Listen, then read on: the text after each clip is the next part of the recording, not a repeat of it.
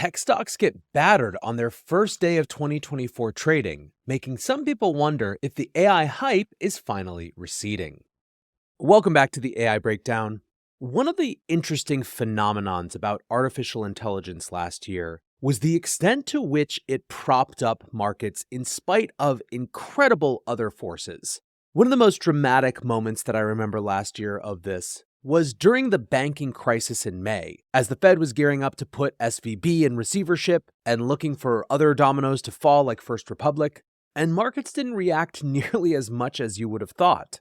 Another moment was during the debt ceiling standoff, when again you would expect markets to be going down given the political turmoil, but the hype and excitement around artificial intelligence just kept things moving forward. Overall, the Nasdaq was up 43% last year. That was its second best performance in 15 years. The tech and e-commerce sector of the S&P 500 were up an average of 57% on the year, which was more than double the S&P 500's performance overall. Chips and software saw their biggest annual gains since the year after the global financial crisis. Indeed, as the Wall Street Journal puts it, excitement for generative artificial intelligence sparked by OpenAI's chatbot was the dominant theme for investors in 2023. However, as they put it, the new year might already be ushering in more sober perspectives. Yesterday, we saw companies including NVIDIA, Intel, AMD, Salesforce, Adobe, and ServiceNow all down by 1% or more. The so-called Magnificent Seven tech companies averaged nearly a 2% loss for the day, wiping out around $238 billion in combined market cap. Again, as the journal puts it, one thing already seems certain about 2024. AI is going to need to start showing the money. Whether it can is a whole other question. So basically the discussion in this piece, which is called Tech's AI Hangover May Just Be Getting Started, is around at what point Wall Street is going to expect AI to start driving actual financial gains, not just excitement and hype.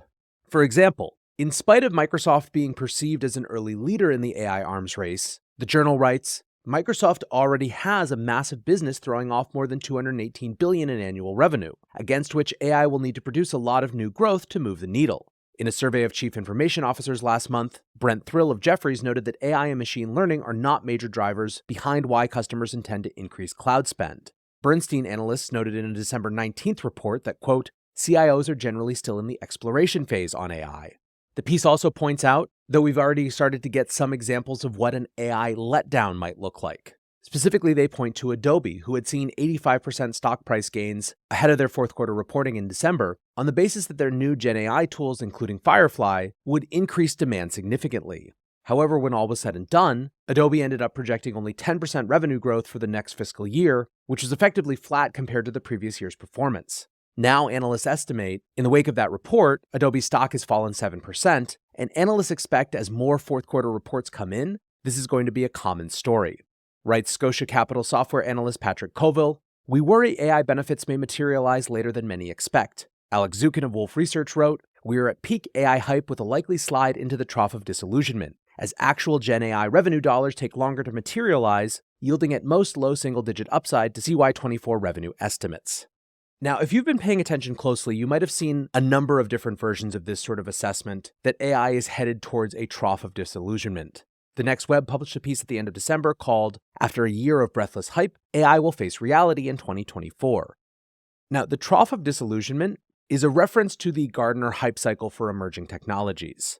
Gartner assesses generative AI at fairly near the top of the peak of inflated expectations. This is the point on the curve where people expect huge things, but those huge things have yet to materialize.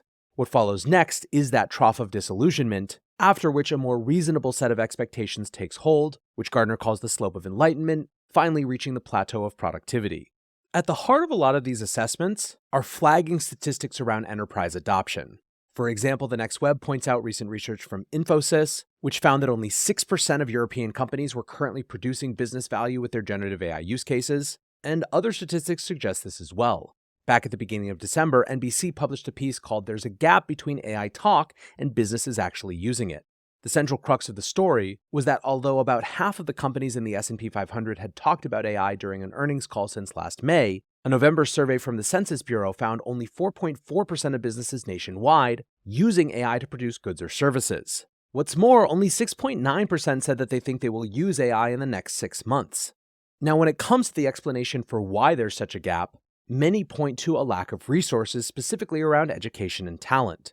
Said Christina McElleran, an assistant professor at the University of Toronto, when you get some exciting new technological change, it does not magically appear in the economy. Instead, writes NBC, McElleran believes that it is education, access to talented employees, and money that help companies make use of new technologies. Now, of course, there are other reasons why enterprise adoption has been slower than it might have seemed as well.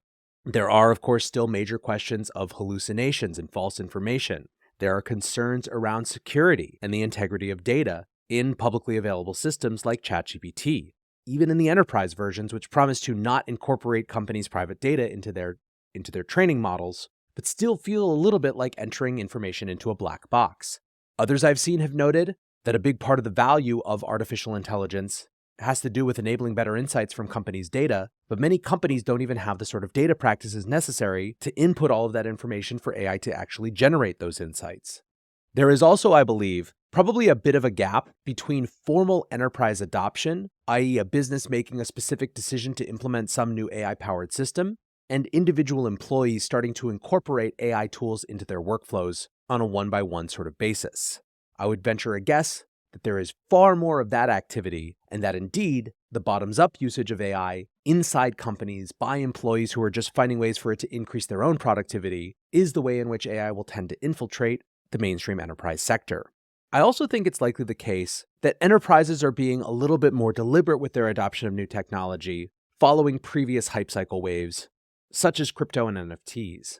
To me, that suggests that whatever trough of disillusionment we go through may be less pronounced than in previous cycles because the adoption cycle hasn't actually started. In other words, we won't necessarily see the same sort of adoption then abandonment that we've seen in other cases, but just the slow, steady accretion of adoption over time. Now, I wouldn't be surprised to see a lot more of this discussion in mainstream news outlets in the weeks to come, because it's a very useful counter-narrative and a nice shift from what we experienced in 2023. And ultimately, narrative creation is a lot of what media does. But my bet is still firmly in the camp of massive transformation of business across basically every knowledge sector, and it happening in a pretty timely fashion. But, of course, we will have lots of chances to see how this all plays out, and I will be happy to share all the evidence as it happens with you all. For now, that is going to do it for the AI Breakdown. Until next time, peace.